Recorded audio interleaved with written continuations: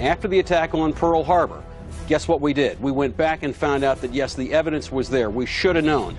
And again, I think what we're going to see, even in this instance, this Pearl Harbor of the 21st century, is very much the same kind of thing. From the very beginning, there was a conviction that Saddam Hussein was a bad person and that he needed to go.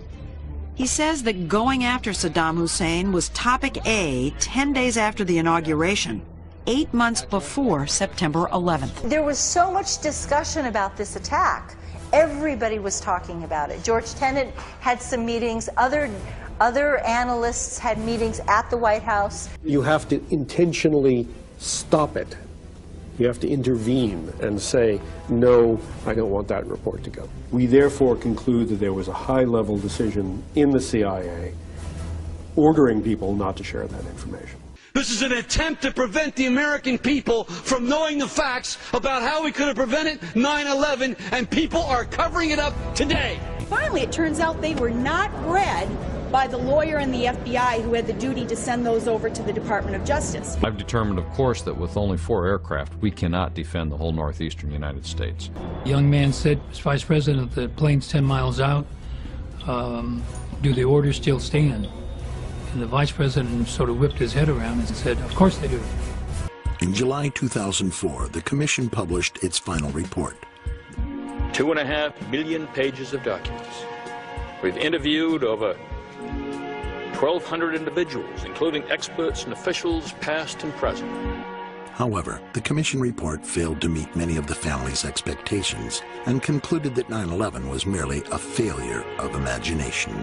So the Department of Defense was oriented externally. Our radars were pointing out, not in, and the FAA was the one that then had the responsibility to say there's a hijack. Standard operating procedures dictate that as soon as a plane flies off course, the FAA will contact the plane and try to ask them what is going on.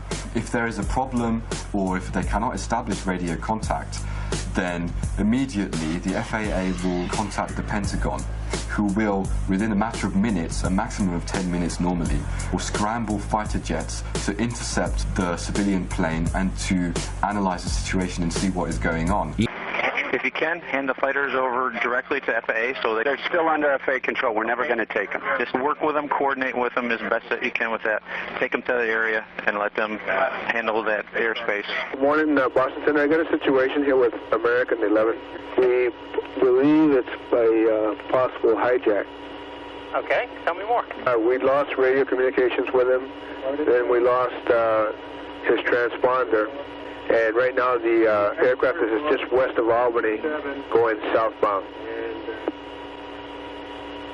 Okay, I see him. United 175 is 50 miles northwest of New York City when its transponder code is suddenly changed. As I look up, I notice that United 175's code has changed. I just turned around and radioed the pilot. My exact words were, United 175, recycle transponder squawk. Hijacker Al-Shehhi obviously intended to turn off that transponder, but because he just changed codes and didn't turn it off, he still left the controllers with a very clear indication of the normal return from an aircraft that was squawking, that's what we call it, with the altitude. Nelson Garabito was the Secret Service agent in charge of protecting the White House airspace. First thing I did is I picked up the phone to call my contact, the FAA. He said we have 4 planes outstanding. 2 have hit the towers, and 2 are headed to Washington, D.C. One of them approximately 30 minutes out, one of them approximately 45 minutes out. The one nearest us got closer and closer, 6 minutes out, 5 minutes out. We knew it was sort of over the CIA, and we thought, is that where it's going? But it kept coming. We were tracking United 93, and I was in conversation with the FBI agent, and he was relaying to me that we suspect that this aircraft has now been taken over by hostile forces, described the sharp turn it made over eastern Ohio and now is heading back along southwestern Pennsylvania. He's, right now, he is west of Johnstown still. 12 miles. It's like he's still turning. Hey, his transponder just came back on and it was showing 8,000 feet, 200. 8,200 feet? 8,200 feet, and he's on the same code that he was before. We have a hijacked aircraft headed towards New York, and we need you guys to, we need someone to scramble some F-16s or something up there to help us out. Is this real world or exercise? No, this is not an exercise, not a test. Hey, I just talked to Otis here, and they said they needed a NIAD's authorization. I don't know where I'm scrambling these guys to. I need a direction, destination. Could you do me a favor and have them call us? We cannot call out for some reason. And let's get rid of this goddamn sim. Hey, turn the sim switches off. Just get rid of that crap. I hope they cancel the exercise because this is ridiculous. You guys watching the news? Yeah. I wasn't sure. I've been watching for about 10 minutes. They suspend the exercise? Not at this time, no. Yeah, I've never seen so much real-world stuff happen during an exercise. I just had a report that American 11 is still in the air and it's heading towards Washington. American 11 is still in the air? He's still airborne. He's still a hijack out there, but we can't get a position on him. I don't know if they might want to alert some aircraft down there, though, too. We have Langley on battle stations right now. Okay. Foxy, scramble Langley, head him towards the Washington area. Roger that. Say again where you want him? We want him in the Whiskey 386 area. Freaking giant killer and their wisdom sent him out over the water when we scrambled him to Washington. Did you get the word? I got a Delta 8-9er southeast of Toledo. Delta 8-9, that's a hijack. They think it's possible hijack. Fuck. South of Cleveland, we have a code on him now. Good. Pick it up. Find it.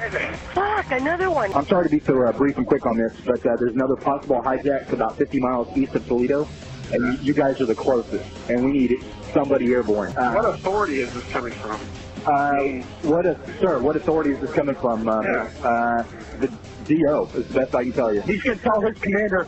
The commander's going to call you because he doesn't believe the authority. What about Duluth? Okay, Duluth, you got no fighters. This is Major Cheney. Who is this? Hey, Cheney. This is Nasty. How you doing? Hey, doing all right. Hey, we're not doing so good right now. What I'd like to do, possibly steal some aircraft out of Fargo from you guys. You're going to get 2 aircraft up in about 15 minutes. Syracuse 2 airborne in 20 minutes. Okay, the Alpena thing isn't what we thought. There's 4 guys coming home from the range right now. No. Anybody in training, send them home. These moving missions of Falcon, send them home. You got no weapons. They just go on a strafing run up to the range. They blew all their load. He was a hijacked aircraft. He is not a hijacked aircraft. He's taking precautionary measures and he's landing at Cleveland Center. So this is our Captain Telephone, Press Control. Yes. What we need you to do right now is to terminate all exercise inputs coming into Cheyenne Mountain. I've determined, of course, that with only 4 aircraft, we cannot defend the whole northeastern United States. That was the sensation of frustration, of I don't have the forces available to do anything about this. 11 o'clock, the sense of alarm had spread across the country. Fighter jets actually patrolling the skies. It was a war zone. Our skies were turned into a war zone. Everywhere you turned, it was military jets and helicopters everywhere. By the spring of 2001, the system was blinking red, according to intelligence chiefs. President Bush was told in August that Osama bin Laden might be planning an attack involving the hijacking of U.S. aircraft. It's titled, Bin Laden Determined to Strike in U.S. The 2-page memo states, FBI information indicates patterns of suspicious activity in this country, consistent with preparations for hijackings or other types of attacks. Why is the Attorney General of the United States doing all his air travel by specially chartered jet? The Justice Department cited what it called a threat assessment by the FBI and said Ashcroft has been advised to travel only by private jet for the remainder of his term. The Secretary of Defense is outside the burning building, while inside the Pentagon. For 30 minutes, we couldn't find him. And just as we began to worry, he walked into the door of the National Military Command Center. If we try to explain it by using the incompetence theory, it doesn't make sense. For example, if it was incompetence, we would expect that there would have been a normal inquiry into what went wrong. We would have expected that there would be some kind of reprimands, that certain officials would be downgraded, or they would lose their jobs, or something would have happened to correct the situation. But we find that there has been no such reprimands at all. And we had that order given, I think it was by the President, that authorized the shooting down of commercial aircraft that were suspected to be controlled by terrorists. Were you there when that order was given? No, I was not. I was made aware of it during the time that the airplane coming in to the Pentagon. There was a young man who would come in and say to the Vice President, the plane is 50 miles out, the plane is 30 miles out.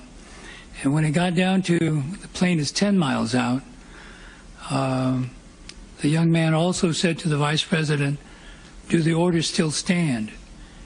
And the vice president turned and whipped his neck around and said, "Of course the orders still stand. Have you heard anything to the contrary?" Well, at the time, I didn't know what all that meant.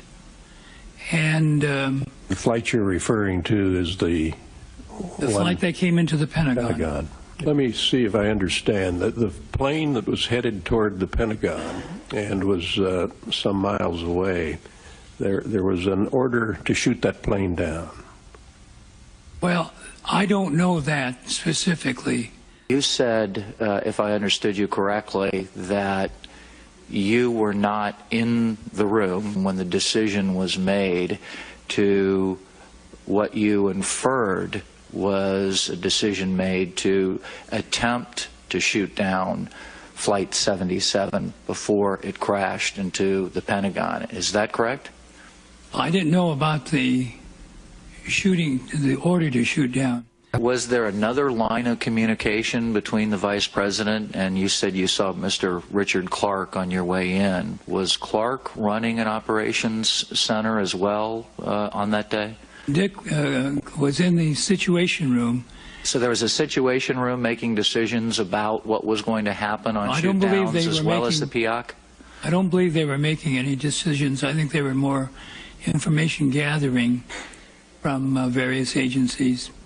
Could it have been in the situation room where somebody in the situation room recommended the shoot down and the vice president agreed to that?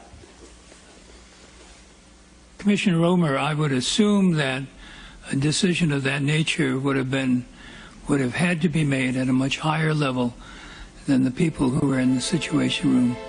You would do what is being done, and that is closing off the entire airspace so that you, in effect, the whole Washington area is a no-fly zone, so that any planes that can't identify themselves that get into that are to be shot down. Hello there, Washington approach. Make sure that the center does not have anything above our airspace also. The Secret Service is going to start shooting at anything in the air. He said, we're tracking an airplane coming in, but the transponder has been turned off. So we don't have any identification on the airplane. We know it's coming in fast. A representation of the FAA radar scope based on information obtained by 2020 shows the plane headed straight for what is known as P-56, Prohibited Airspace 56, which covers the White House and the Capitol, at a speed of about 500 miles an hour, with no radio contact whatsoever. One of them approximately 30 minutes out, one of them approximately 45 minutes out. So we knew we had some time, but little time. As the one nearest us got closer and closer, 6 minutes out, 5 minutes out. And then at one point, we got under a minute, and I said it's about 30 seconds out.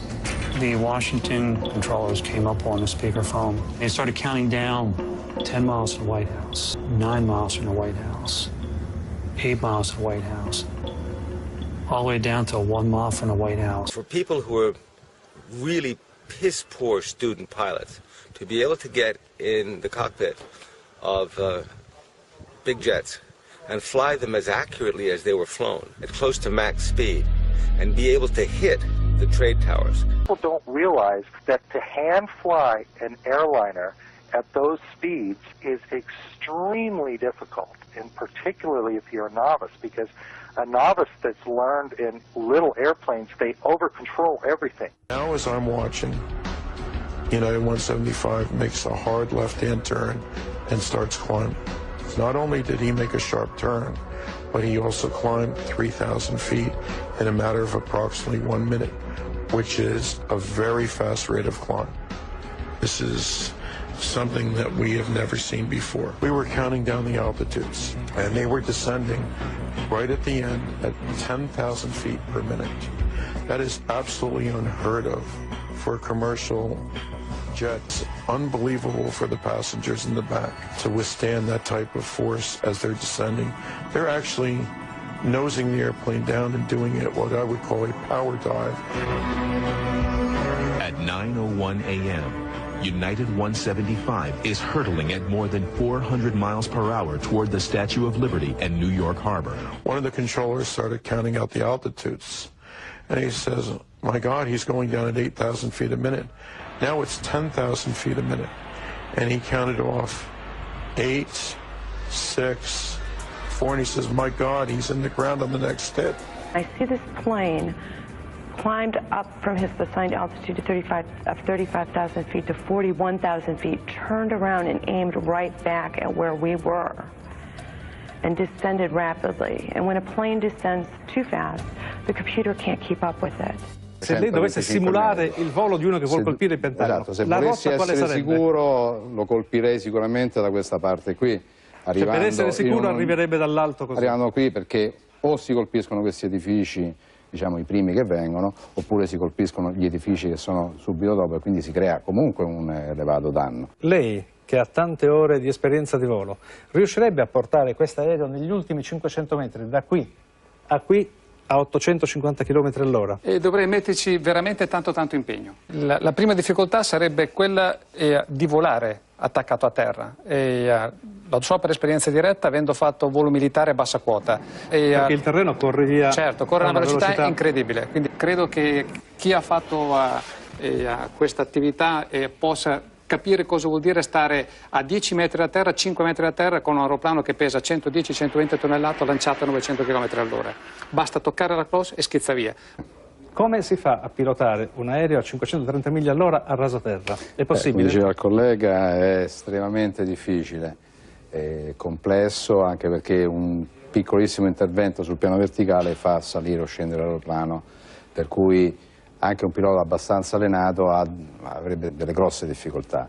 Okay, you're 311 knots. You want to go all the way around? Yeah, because I want to get back towards the city here. You can feel it right now. You feel the G-forces? Yeah. Oh, yeah.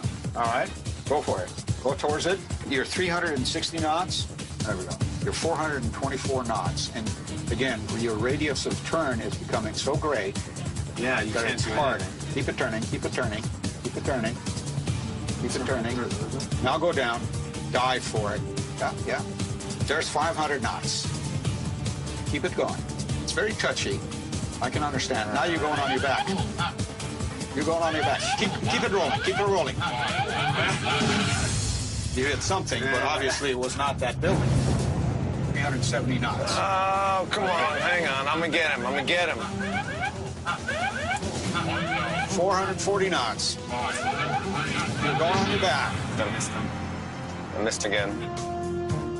There's no denying it's incredibly difficult, especially with that turn that the NTSB data said Flight 77 made. And then he levels off and then pretty much just guns it straight in. That straight path right in is really incredibly difficult. Correct.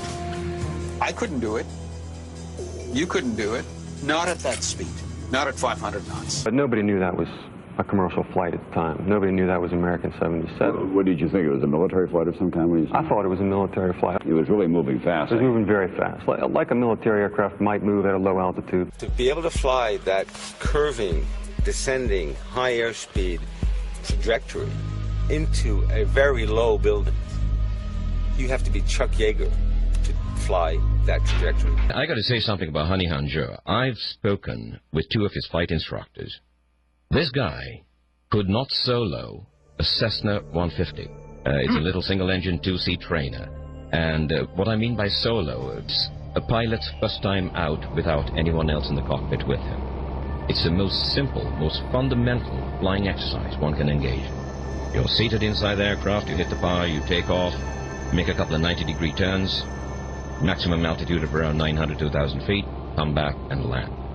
You're saying this alleged hijacker, Hani Hanjour, could not solo a 150? He could not solo. In fact, one of his flight instructors, and I quote him, he said, the man could not fly at all. Exactly where the plane went in was an area that had recently been redeveloped with very heavy blast walls and firewalls. All the outside windows had been equipped with Kevlar coating to guard against blast. This portion of the building that had been remodeled, heavy blast walls put in, and the old portion had already been vacated in preparations of the remodeling effort, and the number of dead is probably considerably less than it would have been if this part of the Pentagon had been up to full staff. Fortunately, too, this is exactly the opposite side of all the critical command centers in the Pentagon, the Secretary of Defense's office, the Chairman of the Joint Chiefs office, the National Military Command, where some of the most critical military decisions are made. Fortunately, they were all on the other side of the building. The first time I heard the word terrorism out of any U.S. official came shortly after the second plane had hit. And I bumped into a U.S. military intelligence official, and I said, look, what have you got? And he said, obviously, this is clearly an act of terrorism. And then he got very close to me and almost silent for a few seconds, and he leaned in and he said, this attack was so well coordinated that if I were you, I would stay off the E-ring where our NBC office was, the outer ring of the Pentagon, the rest of the day, because we're next. Planes have two so-called black boxes, actually painted orange to make them more visible. They're kept at the back of the plane. Two shells of stainless steel and a heat-protective material shield the flight data recorder and the cockpit voice recorder. They can withstand pressure down to 6,000 meters and heat of 1,100 degrees centigrade. That's when we decided the very least that we can do. If we can't bring them home to their families alive, then we'll stick it out and bring them home to their families. There wasn't a piece of rubble that left that pit that wasn't gone over with a fine-tooth comb. The big pile that you see in the background there is what remains of one of the towers. The tractor basically comes in, takes a shovel full of it, and then he feathers it out across the field out there. The guys take rakes, and they rake through it. It's very tedious, but we find bones constantly. Every single piece of debris, having already been combed through at ground zero, went through 3 more passes under the careful eyes of officers and agents of the FBI and the NYPD. I don't believe any airline pilot would intentionally fly into the World Trade Center, even with a gun at his head. It is inconceivable to me that any airline pilot would allow anyone to force him to fly into an inhabited building. I cannot imagine how any pilot could be conscious or capable of doing anything to control that airplane at the time that it was directed at one of these buildings. That is a very large aircraft. Would be enormously significant if someone was able in some way to get their hands on a 727 or a similar sized commercial aircraft and then crash it in. Ollie? Jim, what you're saying could be a drone aircraft. That's an aircraft that's guided electronically to its target without having a pilot. Now that is a possibility as well. First time, Captain Ho takes manual control of the plane. Airspeed 270, 280. The plane is about to exceed its maximum speed. Approaching VMO. The stress of the dive tears the landing gear doors off the plane. It has VMO. Emergency. Emergency.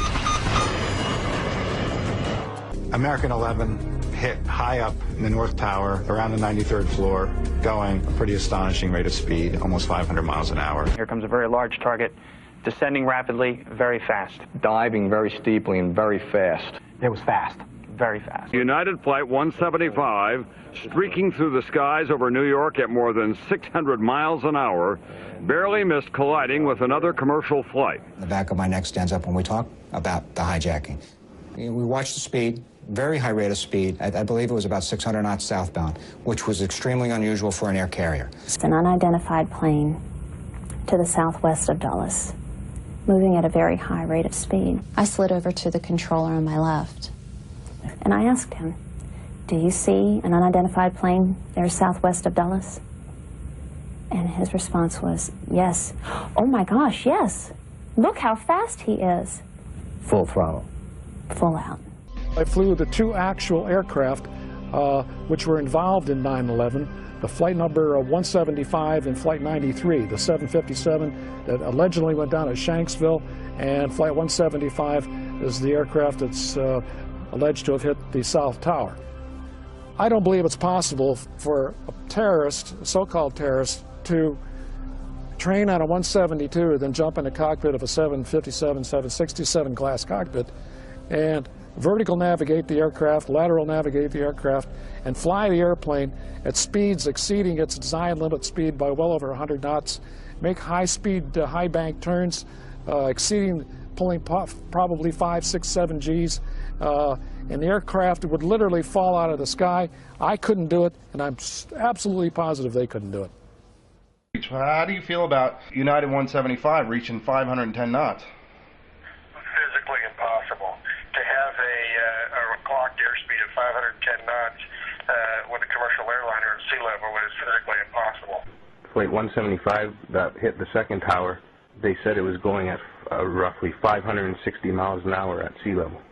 No, that's impossible. You need so much power to push yourself through that air. So the engines have the right amount of horsepower for cruising at 30,000 feet at 500 plus miles an hour. To do that at ground level, you need 6 times that amount of power. Those engines can't put out 6 times more power. If you changed out the motors so they were motors that had 6 times the thrust, then theoretically you could, but then the structure is not strong enough. Under all circumstances, I'd say an absolute resounding no. To me, it's impossible.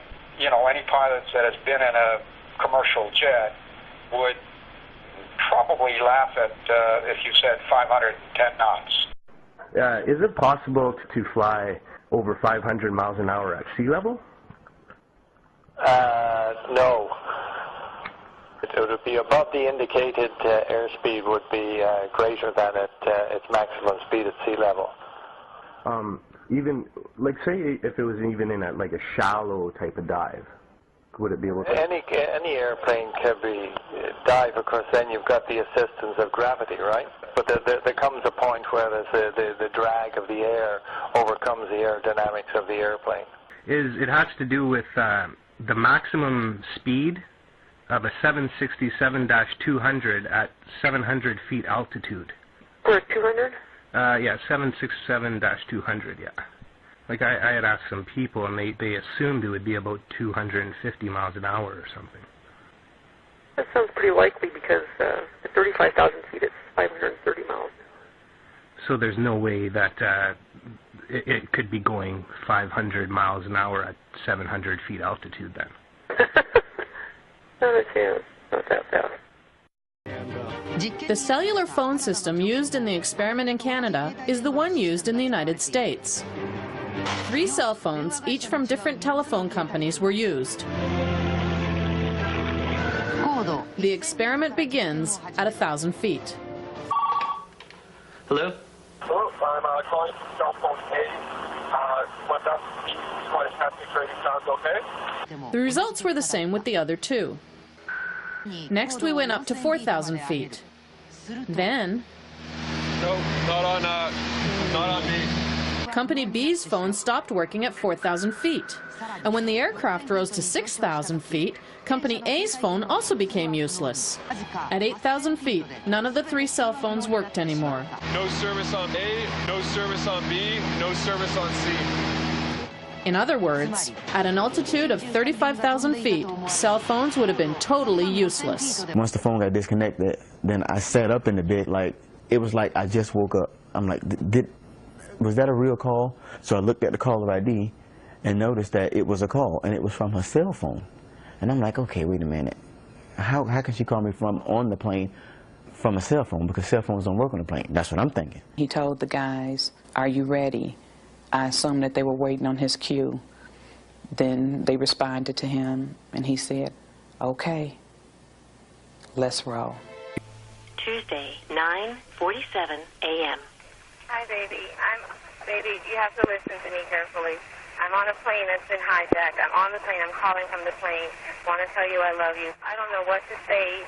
There's 3 guys. They've hijacked the plane. I'm trying to be calm. I hope to be able to see your face again, baby. I love you. Bye. End of message. La voce sembra molto vicina al telefono e sembra che lei dica "it's a frame", che significa è un inganno. I was just casually looking out of the window, and the corner of my eye I saw what looked to be maybe a 20-passenger corporate jet, no markings on the side. From my office, I was able to see a white jet, like a Gulfstream type commuter jet, I guess. Omar, you say this was a smaller plane, 10 to 15 passengers maybe? No es muy grande. No es muy grande. It's not like too big, it's just... ¿Tú sabes los aviones comerciales? It's like business airplane. Like a business jet. It looked like a commuter plane, 2 engines, come down from the south, real low, proceed right on and crashed right into the Pentagon. And are you fairly sure that it was what we sometimes describe and recognize as a small commuter plane? Yes, it was. One was in control of the area. I had free reign. And there's a lot of debris in the foreground of those videos. Again, very small pieces. I mean, I'm standing on pieces, a dinner plate or smaller in size. All the while, I'm looking for wreckage, and I can't find a piece of anything that I recognize. I can't see the tail, I can't see the wheels, I can't see the engines, there's no chairs, there's no luggage. Jacques Rolland, ancien général de l'armée de l'air, est aujourd'hui le meilleur expert en crash aérien auprès des tribunaux.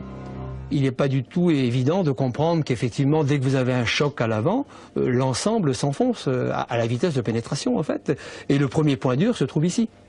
Tant que vous n'arrivez pas là, l'avion, c'est du papier. That's a rotator at 10,000 revolutions per minute, a blade speed of about 800 miles per hour.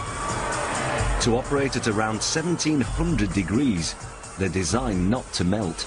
Quali sono le parti che non vengono distrutte, che non si squagliano per il calore? Comandante Tedeschi. Sì, pezzi del carrello e il cuore dei due motori, che è molto più compatto dalla parte esterna dei motori, ovviamente è fatto in materiali che devono resistere alla temperatura, 2000-2500 gradi, per cui la parte centrale dei due motori è sicuramente sopravvissuta all'impatto. È un proiettile simile il motore? Sì, sicuramente sì. Può essere tranquillamente un proiettile. Lanciato a 800 km? Sì, lanciato a 800 km all'ora, la struttura viaggia e non si ferma a un minimo ostacolo. The plane went in to the E, D, and to the C ring. Not all the way through the C ring. Yeah, there were a lot of cameras around the Pentagon. If you look at the Pentagon, you can see that there's cameras on each corner. There's cameras at some of the businesses around the Pentagon. And we know in those cases, the tapes were confiscated immediately by the FBI within hours of the event. I've filmed before down at the Pentagon before 9/11. There's got to be at least 100 video cameras ringing that building, in the trees, everywhere. They've got that plane coming in with 100 angles. I want to see the video. I want to see 100 videos that exist of this. Why don't they want us to see that plane coming into the building? Go back that road, and where the road ended, that's where the plane was. And I mean, you know, the only thing I could tell, I get out, you know, like I said, I heard this thing, you know, I felt the explosion, saw the fireball, and I get up there and I'm thinking, where is it, you know? Just debris, pieces, small pieces of debris, and you know, the trees were singed and burning, it was just smoldering. Nothing. It was just little pieces. There was nothing to actually, like a door or window or anything. You couldn't really, it was just little pieces of shrapnel everywhere. What's that right there? Over in here. Anche i reporter televisivi erano decisamente confusi nel cercare di capire se davvero in quel luogo fosse caduto un aereo. You know, at first I wasn't even sure that this was, that these were pieces of the plane. They're so small, and it's indistinguishable. You can't tell whether it's a piece of the fuselage or a piece of the seats. You don't know what it is. Chris Kanicki, he's a photographer. He was back there just a couple of minutes ago, and Chris, I've seen the pictures. It looks like there's nothing there except for a hole in the ground. Basically, that's right. From where we could see, there wasn't much left. Any large pieces of debris at all? No, there was nothing that you could distinguish that a plane had crashed there. It's really all you see is a large crater in the ground and just tiny, tiny bits of debris. Alert also went out to Somerset County Coroner Wallace Miller. He hurried to the scene, an abandoned strip mine. When he arrived, he couldn't believe his eyes. It looked like someone had gouged about a 10-foot wide, 10-foot deep trough through the strip mine area. But when you looked in, it was just covered with dirt. There was nothing there that you could really say it was an airplane. Airplane debris? Nothing I could identify. Ja, mein Schwager und ein guter Freund von mir waren die Ersten hier. Sie haben in Shanksville an einer Straßenecke gestanden und sich unterhalten. Ihr Wagen stand gleich in der Nähe und so waren sie die Ersten hier. Dann kam erst die Feuerwehr. Alle waren wie vor den Kopf gestoßen, weil sie zu einem Flugzeugabsturz gerufen wurden. Aber da war kein Flugzeug.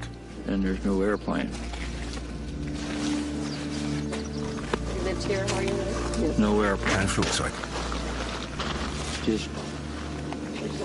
Sie wurden hier zu der Unfallstelle geschickt und da war kein Flugzeug? Nein, da war nichts. Nur dieses Loch. Das ist es, was Sie sahen. Ich dachte immer, das sei die Absturzstelle. Das ist sie, aber da ist nichts zu sehen. Das ist das, was wir gesehen haben. Sieht fast aus wie ein Pilz. And there's a very strong odor of the scorched earth. The only way I can describe it. It doesn't smell like jet fuel. It smells like... Kendall, how do you describe it? Just burned earth. Burned earth. It smells like burned earth. Gathered all the information I could and quickly learned that there were a lot of things about the crash of Flight 93 that didn't really add up right away. The fact that debris fell on this lake a couple miles away at the same time that the plane was crashing. Well, Darren, in the last hour or so, the FBI and the state police here have confirmed that they have cordoned off a second area about 6 to 8 miles away from the crater here where this plane went down. This is apparently another debris site, which raises a number of questions. Why would debris from the plane, and they identified it specifically as being from this plane, why would debris be located 6 miles away? Could it have blown that far away? Seems highly unlikely. And as to whether it broke up on the way, we don't know that. FBI is being very tight-lipped about that. But again, it leads to that possibility. It certainly leads to a number of questions. Standing there watching on TV, and the lights flickered in the building. About that time, we heard the engines roar, and we took off out of the building. As we were coming out from the office out through the building, the ground shook, and we heard, a big boom. Looked over and saw the big ball of fire. I was in Atlanta, and I was sitting there talking to another guy, and I was explaining to him about whenever we were standing in the office and the lights flickered and everything. And as soon as he heard me say that, he immediately stopped me and he said, well, I'm retired from the Air Force. He said, that plane was shot down. And I said, why? And he said, because whenever the lights flickered, they zapped the radar frequency on everything before they shoot. Our power had gone off, and then we felt a tremor. It sounded like a missile came across our house. I mean, they were going that fast. I was just driving along here. It was a beautiful day. Had my window open, had this stereo on, and when I got up here almost to the stop sign, this small white plane, at the time, that's what I thought it was, went over top of me. It was so smooth, and it just glided right over me, just like that. And then I ducked, and when I looked up again, then it just banked to the right and went over and went down behind those trees. Something caught my eye, and here was a white plane, and it was coming from the crash site area. About 11:30 that night, the FBI came, wanted to talk to me. They kept asking me how big the plane was. I said the plane, it was small, wasn't much bigger than my van that I saw, and that it went over top of me. And I said, you want to make sure maybe it was ours and not somebody else's. And then that's when he did seem to get a little nicer. Told me that it was a white Learjet. Someone was taking pictures. I said, before the crash? And he says, well, we got to go. Got there, like I said, probably within 45 seconds or a minute of impact, we were there. We were there before any firemen, any paramedics, or anybody. We were on site. When we got there, there was a plane flying up above. And he was smart. He flew straight for the sun, so you couldn't look at it and see exactly what type of plane or if it was a fighter or what it was. But we caught a glimpse of it, and as he was swinging, he was basically traveling in the same direction as the plane. The role the government plays in times of stress, how they view the public. Can the public stand the truth? Or shouldn't we, we need a legend at this point. We need a really neat story of reacting against such a dastardly act as was happening. So it's really nice and convenient to think of the Beamer story, let's roll. And that becomes just like the Alamo. And it's just one of those legends, and I think there'll be a lot of pressure to let the legend stay where it is. Silverstein signed the lease on the World Trade Center just 6 weeks before 9/11. And so my mornings were spent at the Trade Center, and then by noon I was back uptown.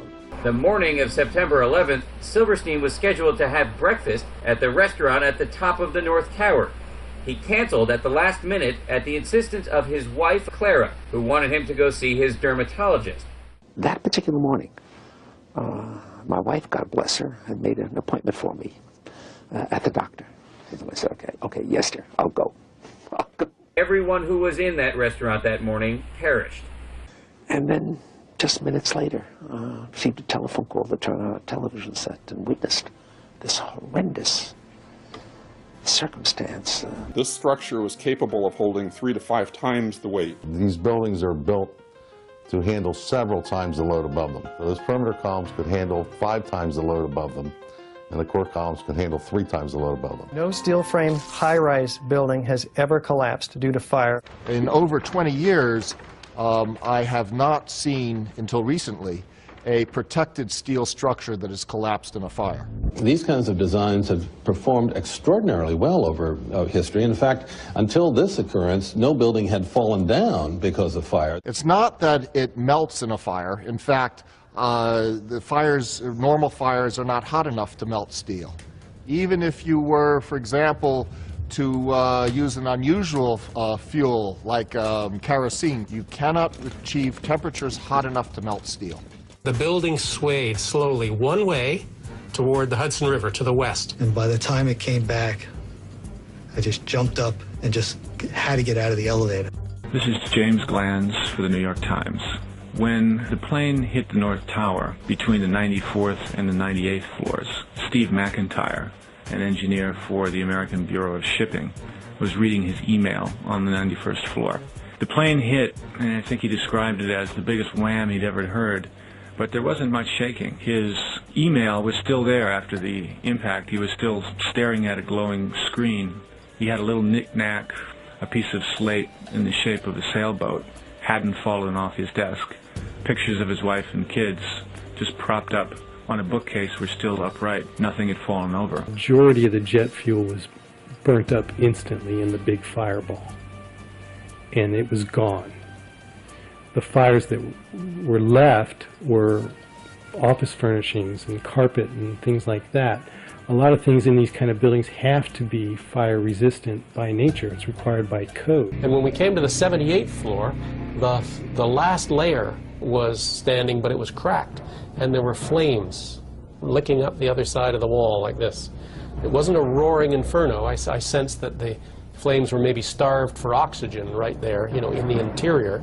We kept going, and we got onto the 74th floor. When we got down that far, normal conditions. The lights were on, fresh air coming up from below. Ron DiFrancesco, who went in the 81st floor with me, he went up to 91, caught up to the people, laying down on the floor, thinking that there was fresher air at floor level. He made his way back to the stairs. And so I started to run downstairs, and so I ended up on ground level, and I went to walk out. The area below the damage zone where the planes flew in and where the fire was, that area below that, those 80 or 90 stories, 80,000 tons of structural steel was not damaged in any way. Yet you stood there and watched it destroy itself, wiping out floor by floor all 287 structural columns as if they didn't exist underneath the damage zone. Structural engineers do this every day. This is not rocket science. You have the known weight of this building mass.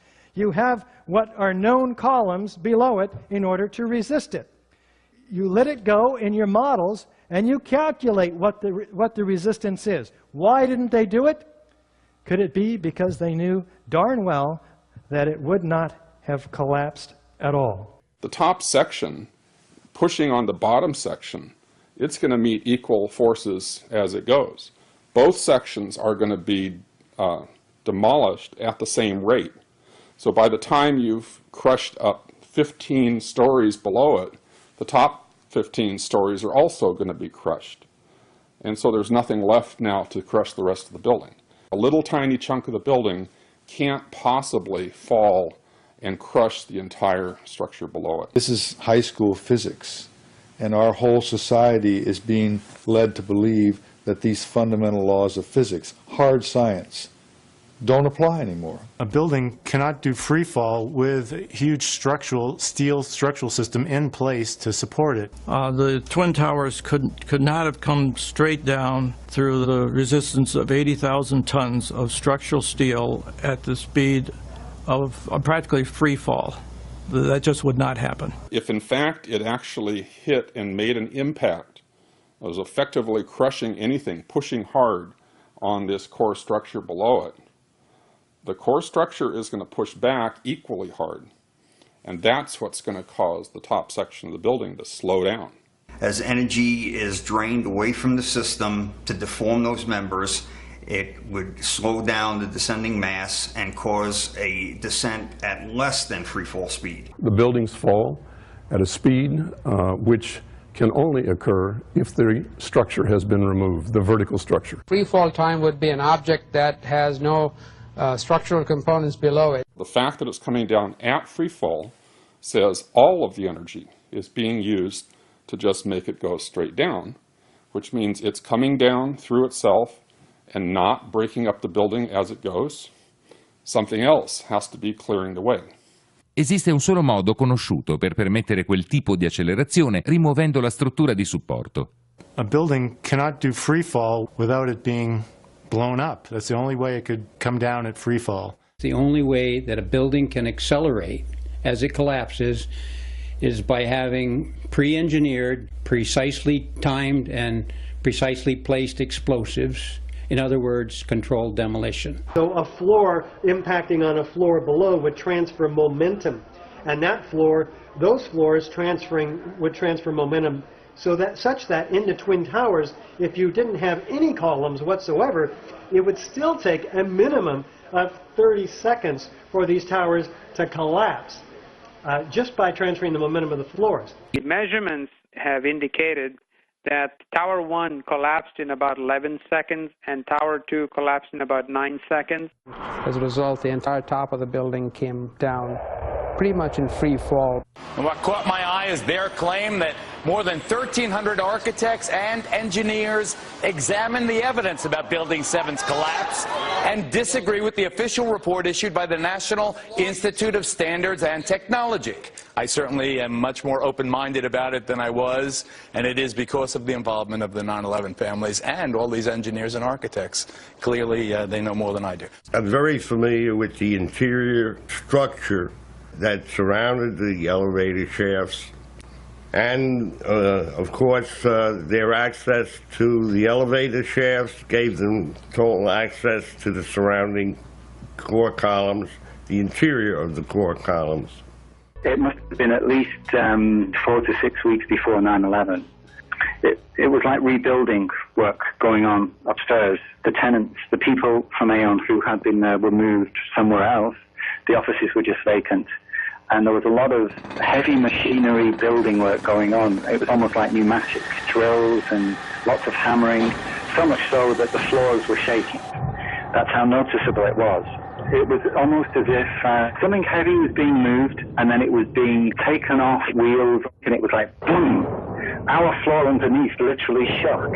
You could feel the weight above you. As I stood there on the 33rd floor, I heard very strange noises on the 34th floor. I heard very heavy equipment being moved around, and it sounded like dumpsters with metal wheels being moved around, and I got scared because I knew it was an empty floor. Nobody was supposed to be there. As a matter of fact, not even the elevators stopped there. You have to have a special access key to open the door on the 34th floor. The previous weekend there had been a power down. Because of the power down, there was a complete breakdown of security that weekend. We had guided tours coming into secured areas by mistake and nobody picking it up because there's no intrusion alarms or anything else. There was a power down in the South Tower on the weekend of the 8th and 9th of September. And it wouldn't have just have affected camera security, it would have affected all the secure systems on doors for either key locks or security badges and so on. To undo them, they weren't working because they're all powered by electricity, so there was no power, there was no backup system, therefore they were all open. What again was the excuse that the Port Authority gave you, Scott, for this 36-hour period of the power being down in the South Tower?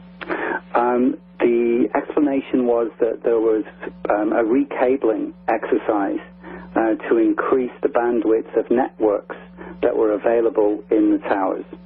But what I can recall is that there were plenty of toolboxes, there were plenty of spools of cable, there were men around wearing overalls. You know, they appeared to be like engineers.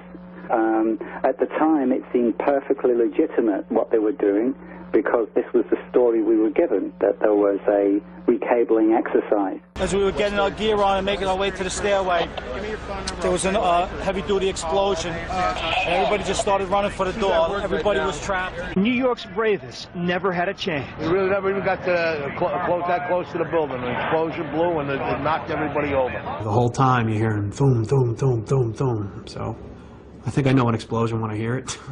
Something, either they blew the lobby up or something, because it blew the glass out of the doors and knocked us all down, and I got smoke and everything on me.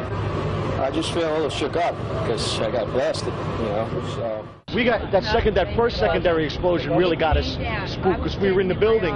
Then there was secondary explosions and then the subsequent collapses.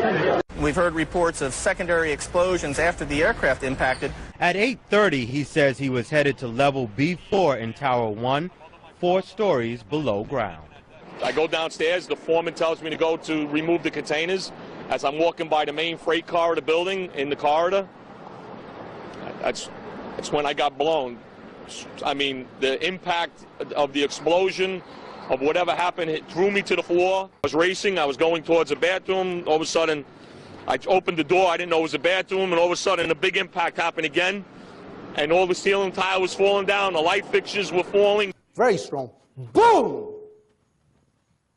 An explosion so hard that pushed us upwards. Upwards. And it came from the basement, between the B2 level and the B3 level. And at that moment, I thought it was the mechanical room, where they have all the pumps and the generators for the building, that maybe a generator just blew up on the basement. Now, 20 years in the building, you know something that comes from the bottom and something that comes from the top. And when I went to verbalize that it was a generator, we hear, boom, all the way on the top, the impact of the plane on the top. 2 different events, 2 different times. Came from, I believe, at first we believed that it came from the mechanical room. Then we heard a series of other explosions that sounded up on the above levels of the building. I was in the B4 level, and on my way, I heard a bomb. So I says, probably the transformer again blew up. So I stepped back, finished what I had to finish, and I started towards the door again. And there come a big blast with a big ball of fire. I think a bomb went off in the lobby first, then a plane hit the building. What the heck was that? Was that the Encore?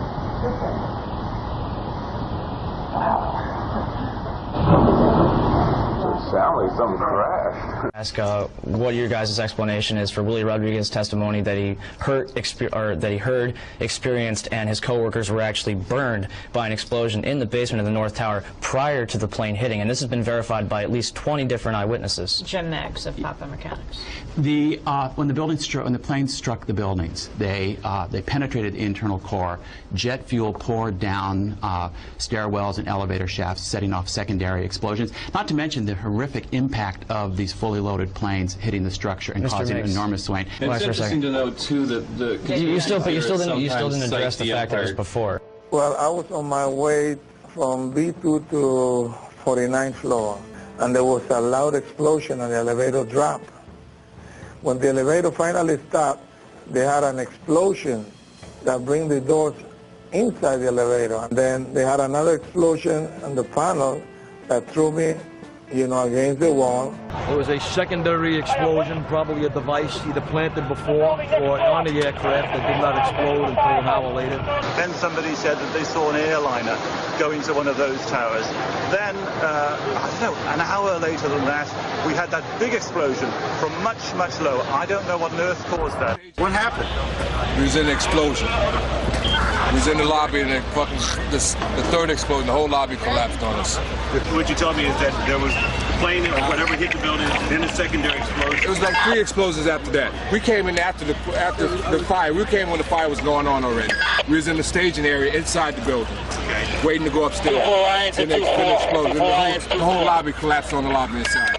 We got to the 4th floor from 82nd floor. We stuck on the stairs for a while. We finally got down to the lobby. Then we get to the lobby, it was this big explosion. I don't know if everything went just like what you just seen. That's what we went through before we came out of the building. Then when we get out the building, then another smoke cloud came. It was like holy hell coming down them stairs. And then when we finally got to the bottom, we were coming out on the mezzanine level there, and another explosion came right on me because everything went flying. Come down the steps, everything fine till we got to the basement, and everything just fell in. I got trapped on there with another guy, crawled out, kept getting hit in the head, had bags rolled around. Finally, we clawed our way out over the rubble. The ladies that are with me were in the World Trade Center in the first building and escaped through the lobby, where they report they believe there was a bomb in the lobby. We ran down the steps to the lobby. There was no lobby. Everything was torn up. We came outside the lobby. There was no lobby. The lobby was totally gone. Did you see other people? People. There was a woman there with her face blown off. Big glass lobby, and all the glass was broken. Wires hanging from the ceiling. The signs that would hang above telling you where to go were all hanging. It was unbelievably scary to look at. So we were heading up to the 24th floor of the stairwell, and all of a sudden our building got rocked. We got bounced around in the stairwell like pinballs, man. And we just said, you know what? Time to go. We came down, it looked like a bomb went off in the lobby. Everything was exploded, everything was gone. We're like, what is going on here? For every window in the lobby to be exploded. I mean, them windows were like as thick as forget it. They were 2-3-inch glasses, you know, come on. They exploded out of the lobby, you know, something, it wasn't from the jet fuel, no way. Going into Tower 1, we heard a loud explosion coming from the area of Building 2, and at that point, Building 2 was collapsing.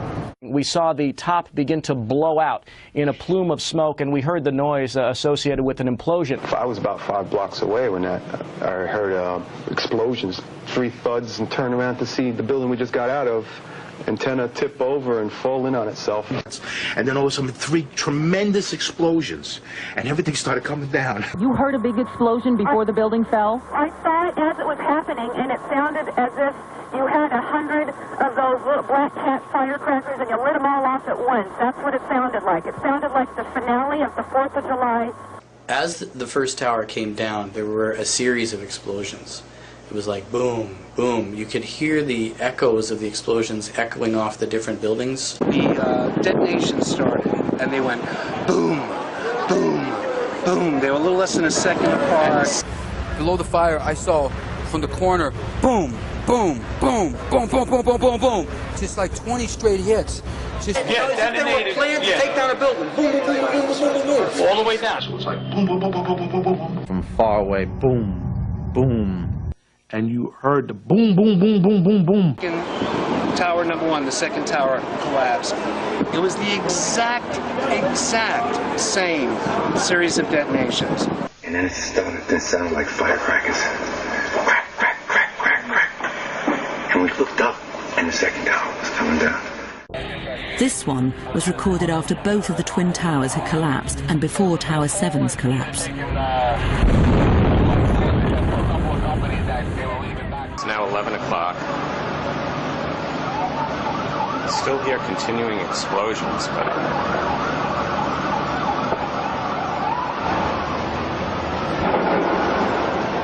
it's another explosion. Dell'edificio 7. You gotta get back from here. You know that, you gotta get back. All right, smoking. I know. Well, me and Mr. Hess, the Corporation Counsel, were on the 23rd floor. I told him we got to get out of here. We started walking down the stairs. We made it to the 8th floor. Big explosion. Blew us back into the 8th floor. Mr. Hess! 8th floor. 8th floor, 7 World Trade. I passed the word. So, Mr. Hess, you were trapped in, I believe, 7 World Trade Center. Go ahead, sir. Yes, I was. I was up in the Emergency Management Center on the 23rd floor. Another gentleman and I walked down to the 8th floor where there was an explosion. Both buildings were still standing. I was trapped in there for several hours. I was trapped in there when both buildings came down. All this time, I'm hearing all types of explosions. You hear that?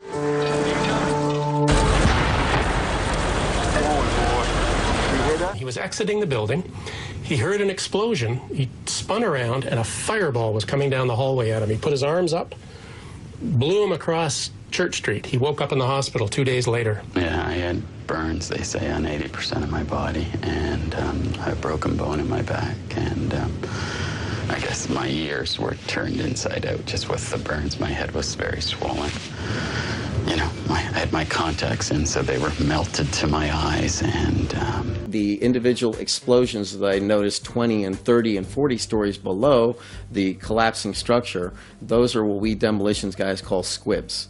And that's another characteristic that seems to be evident. You see that blowout? That.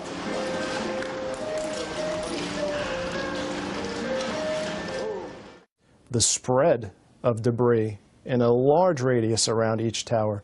What we see is an outward explosion of material beyond the perimeters of each footprint.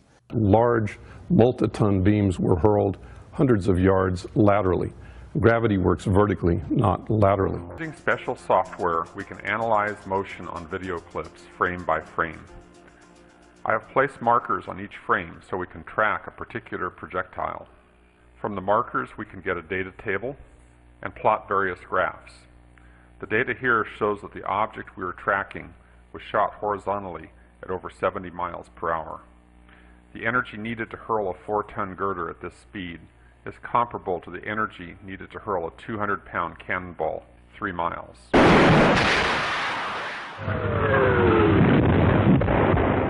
This is a linear shaped charge, and it's wired in with the dynamite. When it cuts, it'll cut this column right on this angle, and then this piece will be deflected and displaced in that direction. This is the first day in a pile. You know, actually, it was on the 11th. It was 8 o'clock at night, and we had a hunt for iron workers. But meanwhile, there was tons and tons of beams that were cut with no acetylene to be had, nor iron workers to do the work. It's just physically not possible to cut that much steel in that amount of time, especially with no one to operate the equipment. It just didn't add up. This little V here gives it a place to slide off. That's all it does. And by putting them on at this diagonal, we're trying to fill this structure in this direction. What's to explain, Governor, the smoke that still comes out There's still fire down below. There is such an incredibly deep pile of rubble, and the tower goes down 5-6 stories underground. But we had ABC crews come back just in the last few minutes and telling us there are still flames coming out of the base of the trade towers. Still on the rubble. It's still, I believe, 1,100 degrees. The guy's boots just melt within a few hours. Oh, it's unbelievable. And this is 6 weeks later, almost 6 weeks later. And as we get closer to the center of this, it gets hotter and hotter. It's probably 1,500 degrees. We've had some small windows into what we thought was the core at some point, and it looked like an oven. You know, it was just roaring inside. And it was just a bright reddish-orange color. The grapplers were pulling stuff out, big sections of iron that were literally on fire on the other end. They would hit the air and burst into flames, which was pretty spooky to see. You would create an air pocket by moving steel, fueling the fires underground. But, you know, these underground fires were just like the fires of hell. If you could make a video of what you perceive hell to look like, from fire shooting up at times, that's what would happen. You would be in the middle of what would look like steel, and then fire just would pop up. Firemen were coming out and ironworkers with their boots literally melted. And then the hose would come over and they would try to put that part out. There were fires of 2,000 degrees Fahrenheit below the ground. You see how this debris is still smoking? That's from the fires that are still burning. 8 weeks later, we still got fires burning. So, I mean, these things are burning. At one point, I think they were about 2,800 degrees.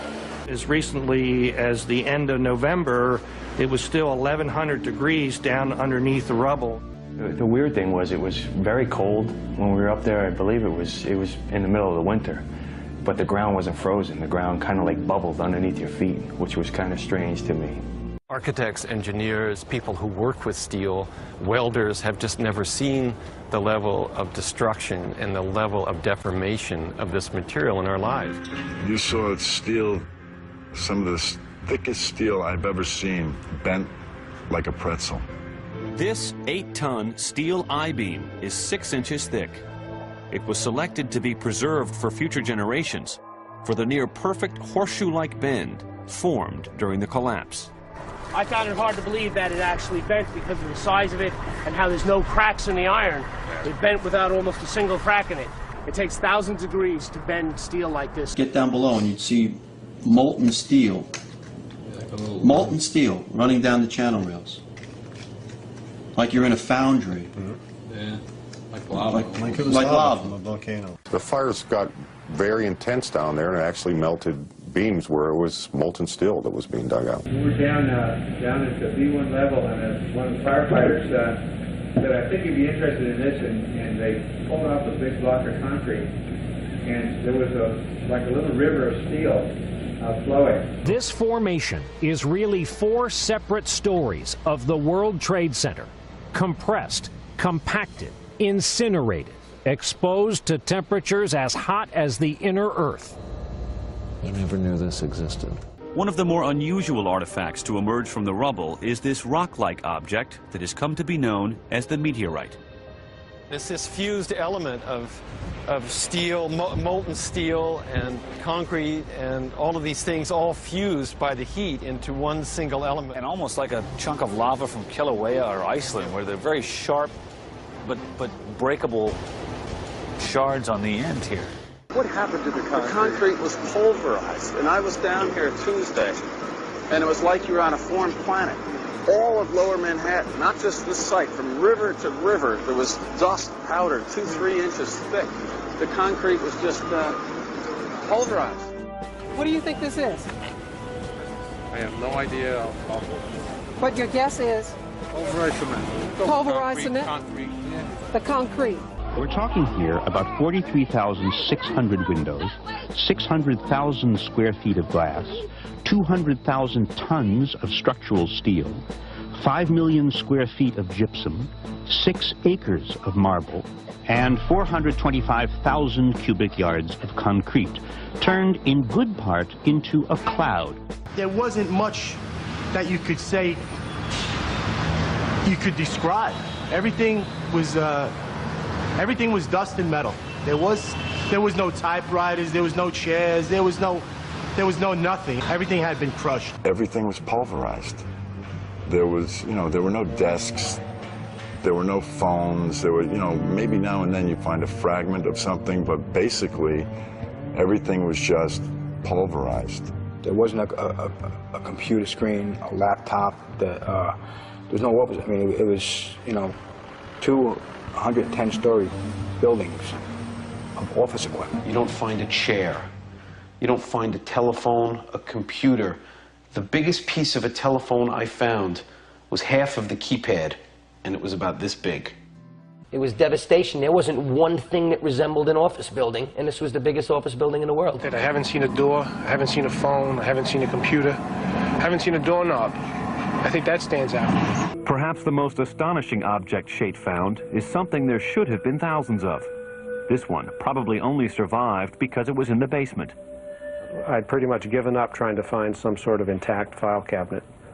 But while I was at the compound for the Port Authority Police, this ball of metal about the size of a basketball was delivered to them. You can see what remains of the file folders.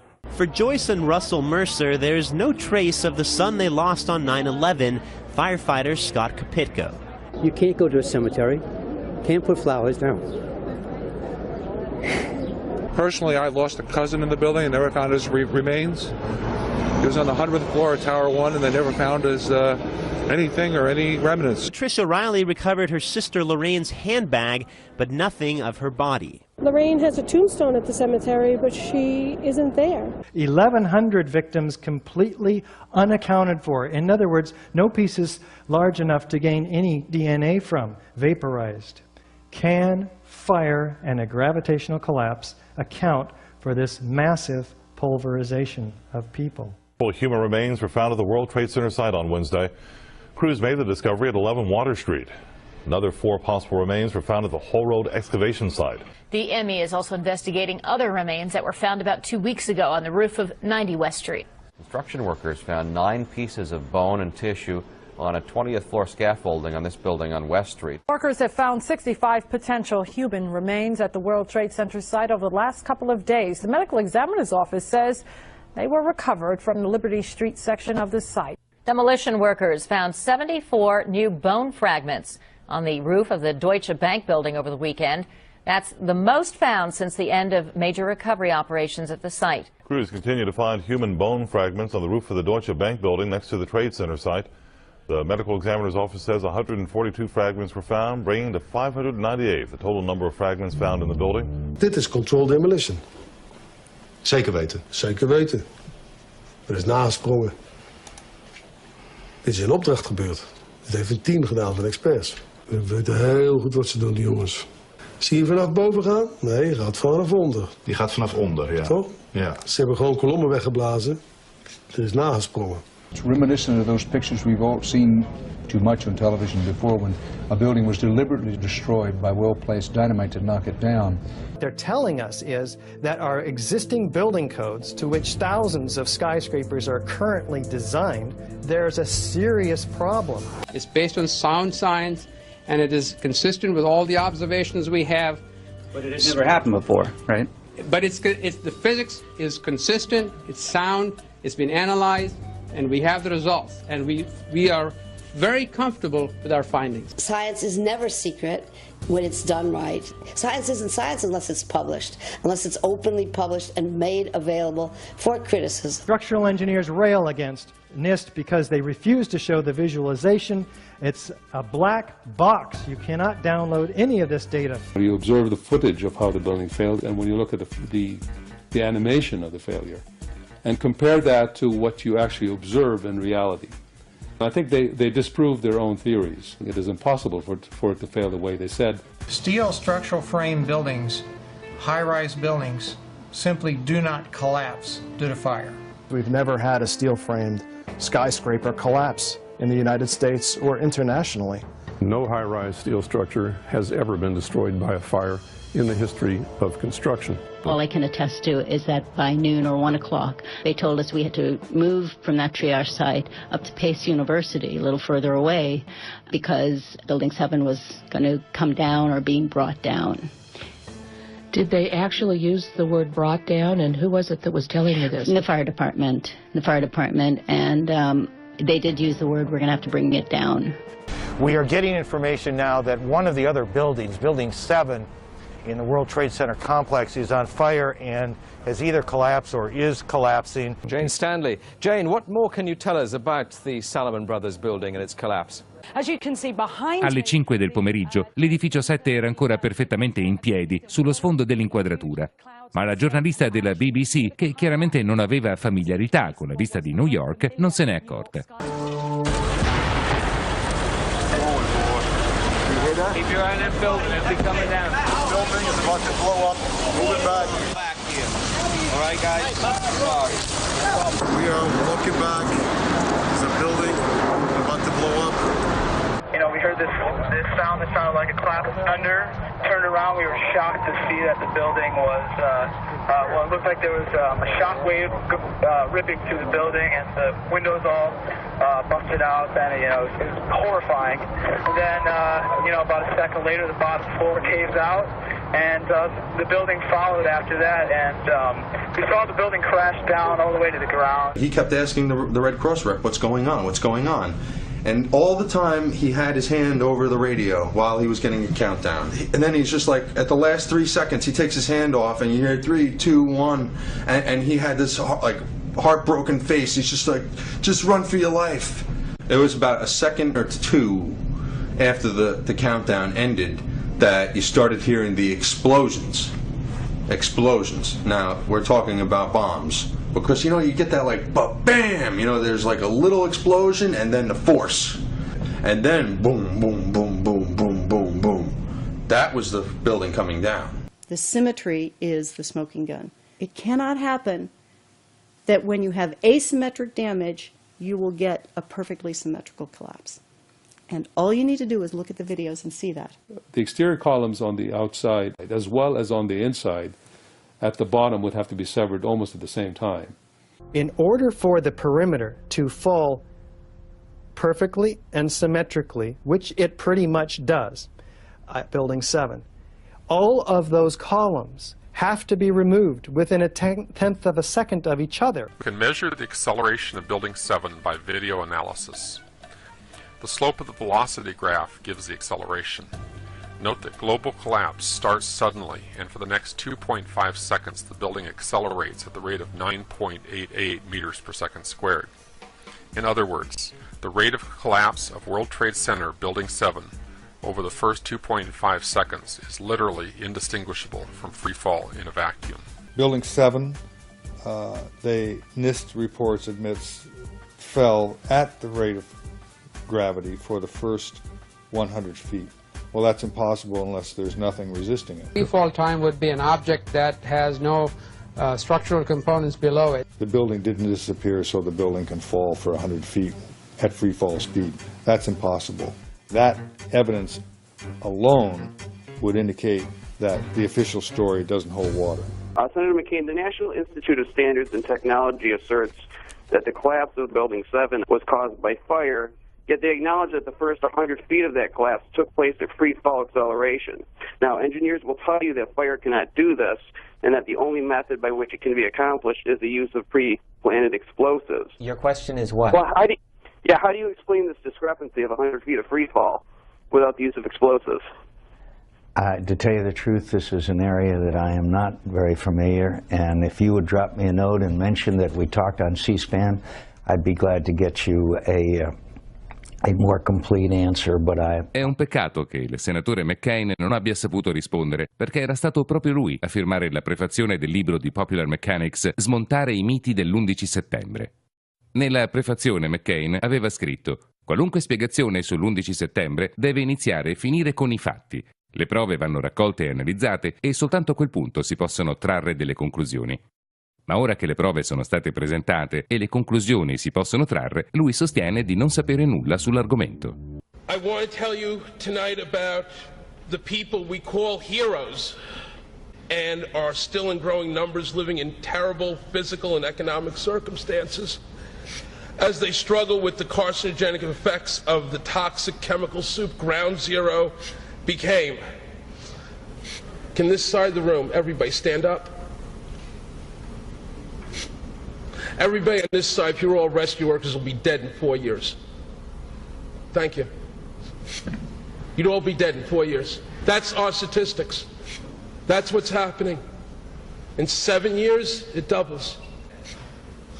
And every time Popular Mechanics calls the people of this movement nuts, these propagandists, professional liars and tools who cannot, even by any stretch of the imagination, be considered journalists, strike another nail into the coffin of another rescue worker. I don't think we're crazy.